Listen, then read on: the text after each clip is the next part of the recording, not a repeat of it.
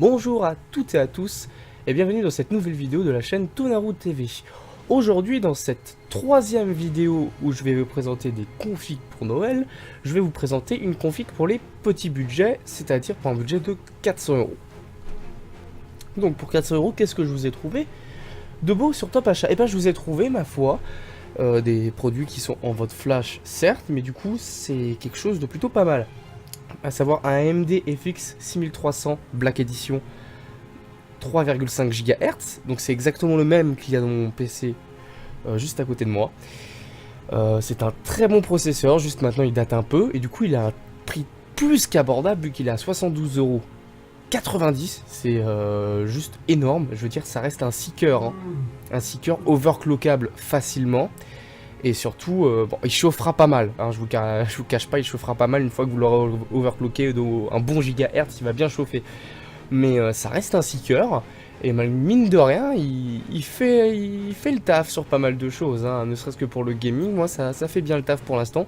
Je prévois moi de changer pour un Ryzen 3, je sais pas encore lequel modèle, mais concrètement pour une config à 400 €, un FX 6300 c'est très très bien. Avec ceci, j'ai pas eu vraiment trop le choix. J'ai dû prendre la Gigabyte GA 970A DS3P au chipset AMD 970 avec de l'USB 3.0 dessus, donc ça, ce qui est également un bon point, et avec 6 ports SATA de ce que je comprends. Donc plutôt une très bonne carte mère pour 70 €, donc un prix très convenable encore une fois. La RAM, je voulais prendre au minimum 8 Go.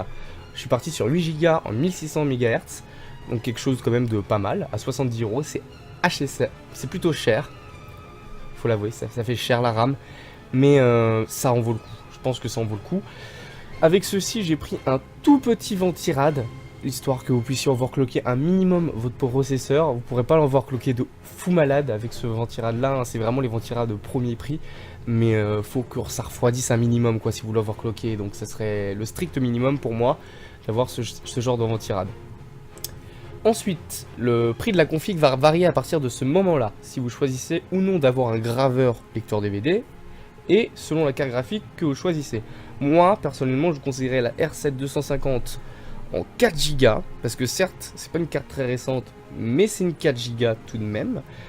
Malgré tout, la 1030 OC la défonce un tout petit peu, et elle est un peu moins chère, mais elle a que 2 Go, et elle est au prix de c'est pas celle-là, c'est celle-là, celle de KFA2 qui est au prix de 74,90 €. Celle-là, la config passerait à 415 au lieu de 420 et quelques, 428 je crois.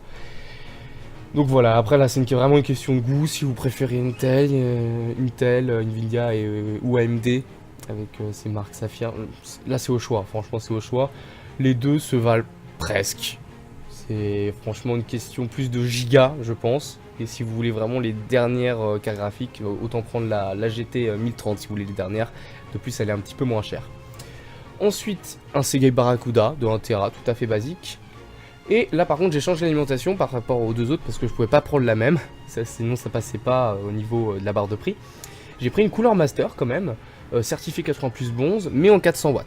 Donc voilà, donc on pourra pas faire de grosses modifications sur ce style de configuration. Genre on pourra pas mettre un processeur beaucoup plus puissant, genre un, je sais pas, un 8000 à 9000 et quelques, un FX de 9000 et quelques avec genre un, je sais pas, une RX 580, ça va pas être possible. Ça va pas être possible avec cette alim, je pense.